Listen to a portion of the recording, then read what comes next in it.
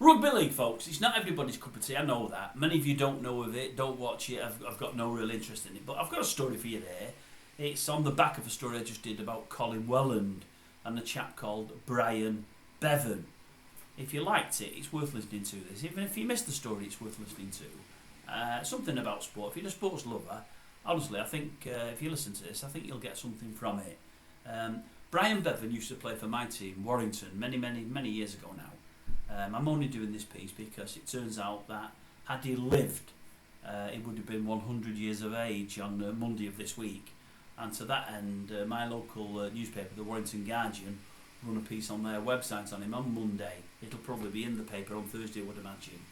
It's all about his life and how he got started at Warrington and his career stats thereafter, many of which you'd already seen, but when you read through them again, it blows your mind. And I thought I'd like to share them and like to share Brian Bevan's story because, as I say, the bulk of you will never have heard of him, and it's a story worth telling and worth listening to.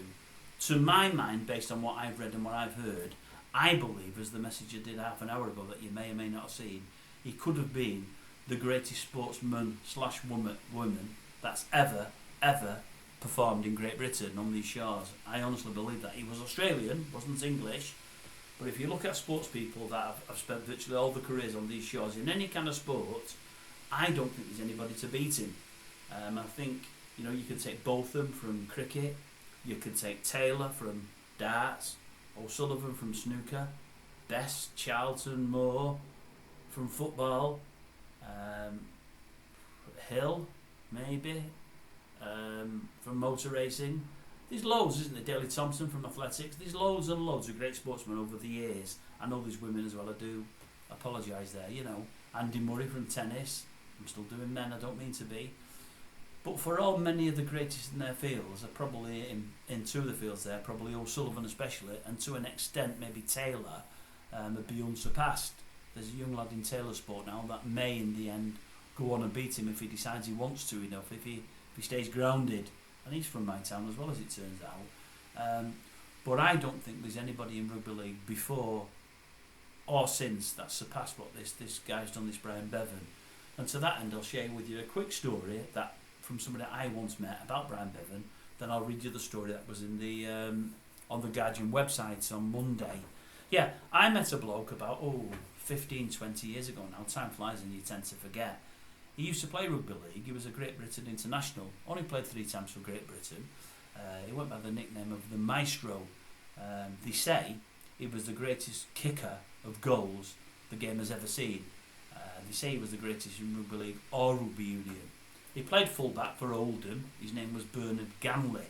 And I've read something about him on it today saying he wasn't the greatest attacker or defender in the world at all. But his goal kicking was absolutely out of this world. And most of Oldham's wins, and those of Great Britain, the 3 times he played for them, were won on the back of his goal kicking. He was absolutely fantastic. Bear in mind the pitches then would be really heavy, full of mud. Your boots were really heavy. And the ball was really heavy. It had all the mud and the water within it. The balls were really heavy leather balls. But I believe he used to practice on the touchline. And rather than kick goals, he used to aim for the furthest post away. And more often than not, he'd be able to hit the post. If you're that clinical, if you can hit a post from 30, 40 yards away, when you come to have to put the ball in between the 2 posts, you'll find it a bit of a doddle, and I believe Bernard did. But anyway, I was speaking to him once, the only one time I met him. I said, so Bernard, I said, I believe you played for, he said, yeah, I played for Great Britain, blah, blah, blah, blah, blah, 3 times. And I said, well, I'll tell you what, I won't tell you where I'm from, although you've probably guessed. I said, but who's the greatest player you'd ever faced? Oh, he said, without a doubt, Brian Bevan. I said, well, I'm from Warrington, I want you to say that, but is it? Because people mention Boston and Van Vollenhoven, the other great wingers of the time. He said, there's been nobody like Brian, there never will be. He said, there's this boy around now, Martin O'Fire. I think many of you might have heard of Martin O'Fire. He's been more recent. He played rugby union and rugby league, made his name really in rugby league, but came from a union background. He's a southerner, came from down south, so many more people knew him. And he gets his face on the TV pretty regularly. I think he's been in things like Superstars and things like that over the years. He's pretty well known as O'Fire. He's got a bit of a brand to him. He said, there's this guy O'Fire now, brilliant, plays for Widnes, Wigan. He said, scores loads of tries, fantastic player, great. He said, but compare him to Brian, and you just can't. He said, he's not even close. I said, well, how's that? He scores 3 or 4 tries every game. He's really fast. He said, because Brian just had everything. But he said Brian had turned this guy inside out, this Afai guy. He said, honestly, he said, he's nothing on Brian. Nobody ever was, nobody ever will be. He was a freak, an absolute freak of nature. You'll never, ever, ever see his like again. They were the same kind of things my uncle used to tell me. My uncle who used to watch him, he said, there's never been anybody like him. As I said in the past message, and it'll probably come up in the thing I'm going to read you in a minute, the guy wasn't over tall. He was very thin, had no weight about him, bald-headed, false teeth, bandaged up and down, all his knees were bandaged. He looked like an old man at 25, 26, 27, but not an old man, he looked like a granddad. That's how he looked. So you'd never look at him and think, oh, sportsman. You'd certainly never think rugby league player, because they're pretty hard rugby league players, you know, and in that day it was even harder than it is now. And you definitely wouldn't think speedster, because you'd think, well, he's an old man, he can't run. That's where many people went wrong. They underestimated him initially. Not long after, they didn't underestimate him anymore. They just couldn't lay a hand on him because he was too good. I'll put the bins on anyway, and I'll read you this story. It's a longish one, and it's got a lot about his achievements and what he's done and his try-scoring feats. I think it's remarkable, I really do. I'm biased, don't get me wrong, I'm biased, but I think it's remarkable. Right, this is the way the article went. As today would have been Brian Bevan's 100th birthday, sports editor Mike Parsons pays tribute to a man whose mind-blowing try-scoring achievements will never, ever be beaten, he said as he scrolled down. It is hard to comprehend now the scoring prowess of Warrington Wolves, they weren't called that, the Wire, of Warrington, I'm not going to say Wolves, I've said it but I'm going to rub that now. The scoring prowess of Warrington wing wonder Brian Earl Bevan. The Australian was I might have said Earl wrong, E-Y-R-L. It might be Errol, but I'm doing Earl. It probably is Errol. Brian. Let's say Brian Bevan! The Australian was a one-off, and supporters who were around to see him pull on the primrose and blue colours were truly blessed and privileged. Bev scored a world record 796 tries between 1946 and 1962. 740 of them were for the Wire, during a club record 620 appearances. So 620 appearances, 740 tries. While a further 56 were added playing for the other nationalities' representative side, and Blackpool Borough, the club with whom he finished his illustrious career. That was when he was really old, folks. I mean really old. Wigan great Billy Boston remains his nearest rival in the all-time try-scoring reckoning. But Boston was 225 behind the Warrington ace. While in modern times, Hull KR's former Leeds Rhino, Ryan Hall, has recently become the highest Super League try-scorer, and he's clocked up 328 tries in total. So he's on 328, Bevan was on 740. Double and some. Unbelievable. Yet anyone who met Bevan for the first time would not have looked upon him as anyone who met Bevan for the first time would not have looked him up and down and thought, this is a rugby league player. Never mind a superstar of the sport. When he first came to England, he had to win over prejudices against his physique. And then this is entitled, Brian Bevan signing for Warrington Wolves and career stats. I've said Wolves again. Right, Warrington offered him an A-team trial, though, and it proved to be a match made in heaven, despite Leeds not fancying him after they had the first look. Bevan became a permanent fixture for the Wire on the wing for 16 years. He made his first team Warrington debut at home to Oldham on November the 17th, 1945, and he made a tearful farewell appearance against Leigh on Easter Monday, 1962, the year after I were born. With Bevan in their side, Warrington won 12 major trophies. They won the Rugby League Championship 3 times, the Challenge Cup twice, the Lancashire League 6 times, and the Lancashire Cup once. Now, for folks, if you don't follow Rugby League, the Championship is the main thing there. We won it 3 times in the 15 odd years Brian Bevan was with us. Other teams won it more than that. We've probably only won it 5 times in our lifetime. We're miles behind the Wiggins, St Helens of this world. We were never the greatest team when Bevan was here. he still scored the most tries and we weren't the greatest team just because he was by far and away the greatest player, really a freak of nature. I'll go back to the piece. Bev topped Warrington's try-scoring list every season from 1946-7 to 1960-61. Every year except 1956 and 57 when he was hit with injuries.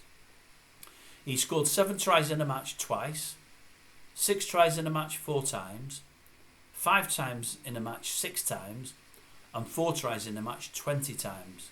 Bevan also scored 66 hat-tricks. For those that don't know, that's 3 tries, I'm sure many of you do. His sidestep was a powerful weapon, possibly second only to his outstanding speed.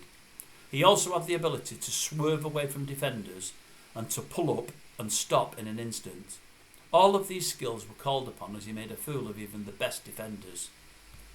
This part is entitled Brian Bevan growing up in his native Australia. Bevan was born in Sydney on June the 24th, 1924. As a boy, he spent hours on Bondi Beach, surfing and swimming, and developing a seemingly frail body into a fighting frame. When he first played rugby at primary school, he was the standoff, but he fractured an elbow in one game, and his father, Rick, who had played for top Sydney Rugby League side Eastern Suburbs during the 1920s, advised him to move out onto the wing.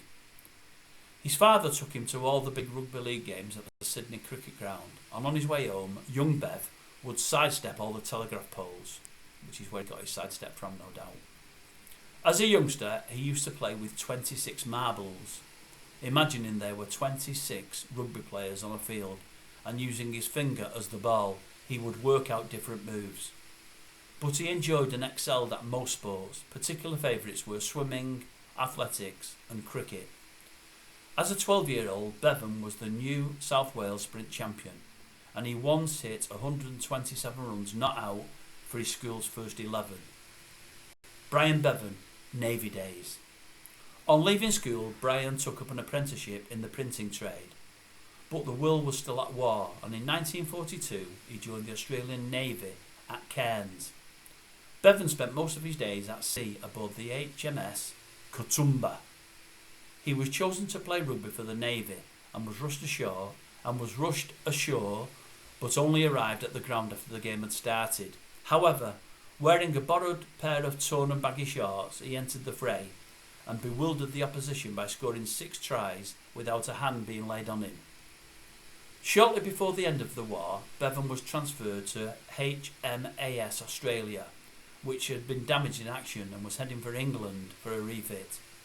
Before leaving Australia, Bevan's father gave him a letter of introduction to fellow Australian Bill Shankland, who had played with Bevan Sr. at Easts in the 1920s.